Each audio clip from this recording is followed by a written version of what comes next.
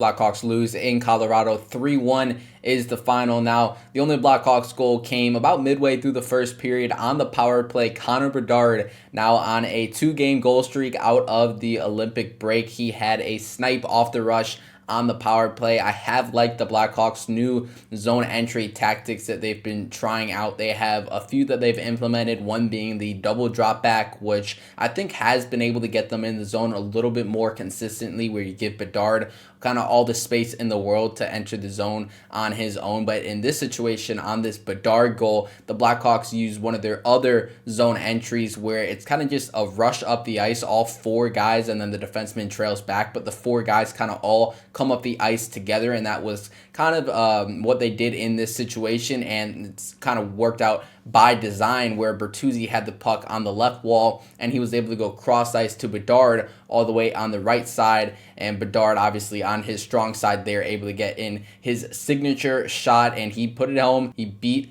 Blackwood over the shoulder for his 25th goal of the season. Every goal he scores is going to mark a new career high. This is a career goal scoring season for Connor Bedard in year 3, and this one was his 25th. Now, he had a few other chances throughout the course of this game. Specifically, he hit one post on a one-timer off a feed from Andre Burakovsky, but he and the Blackhawks alike were both not able to get another goal in this game. They had a couple chances, though I think this game was heavily kind of controlled by Colorado. Natural stat trick did track the high danger scoring chances in this game in favor of the Blackhawks. They had the Blackhawks with 11 versus the Avalanche's 10. To me, I don't quite fully buy that. I think the expected goals on natural stat trick reflects this game a little bit better, where the Avalanche were expected 3.77 goals and the Blackhawks 1.94. This was a game that felt like it was pretty heavily controlled by the Avalanche. I will say it wasn't like they were pumping out high danger chances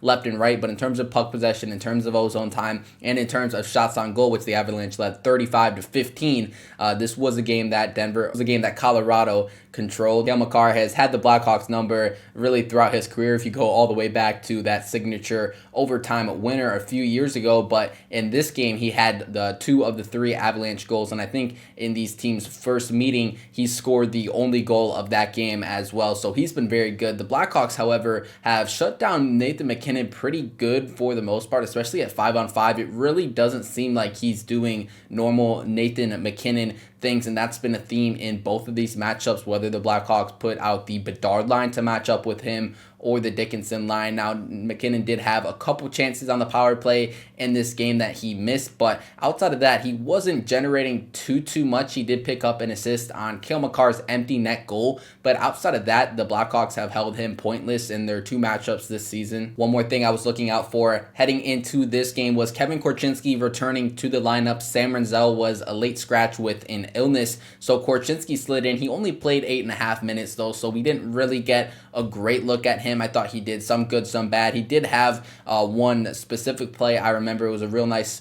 stick check to steal a puck and break a puck out off a Colorado rush. So that was a nice play. Hopefully we can see more of that in a little bit more ice time here moving forward, especially once we get past that trade deadline. Speaking of that trade deadline, I do want to bring up a few quick points. There hasn't been enough new information to make a whole new video on the trade deadline, any related topic to that, but I do want to throw it in this video. Specifically, Frank Saravalli reporting on the Blackhawks pregame show this morning that the Blackhawks are looking for a second-round pick in exchange for Connor Murphy. The reports, though, however, throughout the NHL from a lot of national insiders have been that this is more of a buyer's market, so selling teams are all kind of competing with each other, and it could lead to prices dropping a little bit for some players. So the Blackhawks are looking for a second-round pick for Murphy. We'll see if they end up getting that. Saravalli also reported, this was like over a month ago, but he did say the Blackhawks were looking for like a second and a prospect for Jason Dickinson, or maybe that was what he was projecting Dickinson to get. I'm not really sure that's going to be the case, but it is going to be an interesting situation to monitor how this market works out, and if the Blackhawks are able to get good value for their players. Saravalli also echoed a report that came out yesterday from Elliot Friedman on his 32 Thoughts podcast, where he said that the Blackhawks and Mikheyev have not been able to work out an extension, though they have kind of tried to get one put together, but nothing has been inked and nothing really will be, or nothing is expected to be linked before this trade deadline. Saravalli compared this situation to kind of the Ryan Donato situation last year, where he went into the deadline without a contract. The Blackhawks didn't get a good enough offer for him, so they ended up holding on to him until after the season, and they gave him his contract extension then. Now that contract's not looking great right now, but it is a similar situation to this kind of Mikheyev situation right now, and I would not be mad if that's how it works out, where the Blackhawks make Mikheyev available at the deadline, but they're not necessarily, or they're a little hesitant to pull the trigger, and they're not really shopping him per se, like they're not really aggressively shopping him, I should say, at this deadline, and potentially they could work out an extension after the deadline. A quick standings update as well. The Blackhawks are still tied with the Rangers for the third best draft lottery odds. They're 10 points out of a wild card spot with only 23 games remaining, so it's not looking like there's going to be any chance they make it into the playoffs this season. So I guess the lottery odds are going to be at least something to monitor here moving forward as we close out the season. Going to get into some takeaways over on Twitter at Blackhawks Focus. A lot of people have been chiming in my replies on the takeaways post over on Twitter, so we'll get into these. A lot of negativity recently as well. A lot of people looking wide scale and really being kind of negative towards this rebuild off these last few games, but we'll see what we have today. First one from Fire Kyle Davidson says, years away from being able to keep up with them, in serious trouble if Frondell and Kanserov can't be top 6 forwards. Tank for McKenna. Well, they kind of are tanking right now. I mean, not tanking, but they are dropping in the standings. Again, looking long term, might not be a terrible thing if they do kind of lose out this season. I feel pretty confident, though, that when Anton Frondell comes over, it's going to provide some optimism to a lot of Blackhawks fans who are kind of pinpointing this rebuild as a failure just because they're not performing great right now. And then when Kanserov comes over, hopefully that helps the case even more. But I'm very excited for Frondell. I feel very confident that he can be a top 6 forward and that he will be a top 6 forward. Lack of offensive contribution outside of 98 is alarming. Knight is the second biggest factor in the rebuild right now. Levshinov had a better game. Yeah, I will say the offense outside of Bedard has not been good. Frank Nazar especially, this is a rough stretch for Nazar. I don't want to buy into all the negativity that's been floating around regarding Frank Nazar on Blackhawks Twitter, but it definitely hasn't been a great stretch for him, even as he's gotten back healthy. He is struggling to generate the same chances that we saw him generate early in the season. Levshinov definitely had a better game today as well in back-to-back games. Now we've seen him dive and break up an opposing 2-on-1. I saw someone compare it to kind of what Brent Seabrook was doing in his prime. I mean, I don't know. It was a nice play, though, from Levshinov. We've seen that. We've seen more good, positive defensive plays here in these 2 games after the break. So hopefully he can get back. It's not going to be perfect. He's still not going to be, he'll still have some turnovers. He's still not going to have perfect positioning. But it's really about the flashes for me this season from Levshinov. If we can see some of the flashes of the guy he can become when he starts to put things all together, then that's really what I'm looking for and what I'm hoping to see this season. Use your speed. Stop the drop BS on the power play. Levy stepped up. We are rising in the draft. I will say I did kind of talk about this a little more earlier. I don't mind the double drop back as much. I feel like with a little more reps with this new kind of zone entry, I actually think it can be successful. It does put the defenders in an interesting spot when you have Nazar coming up the ice with speed. It kind of forces them to react to that, start to back up a little bit there, and then if you do end up dropping it to Bedard, it gives him a lot more space to enter the zone. So we'll see how it works out. I don't hate the other look there. Levy, I just mentioned him. He did have a good game, and rising in the draft again. Like I'm not gonna be cheering against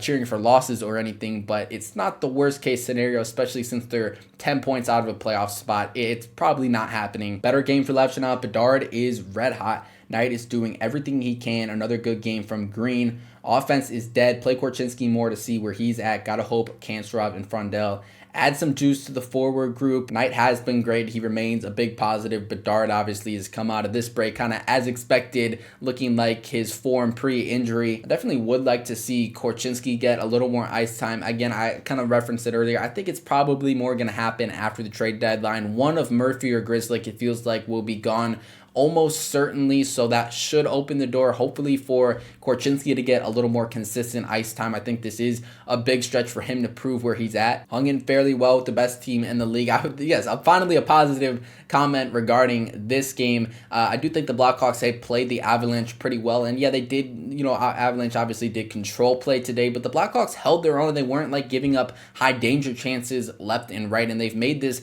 they've played now 2 close games versus the top team in the league. That is definitely a positive sign. This has to be the worst 6-on-5 team of all time, completely dysfunctional every time. I have to agree. They have been so bad on the 6-on-5. I don't know if they've scored a 6-on-5 goal yet this season, and it feels like almost every time the opposing team's netting an empty netter when they are on when the Blackhawks are on a 6-on-5. They worked on it at practice in the break.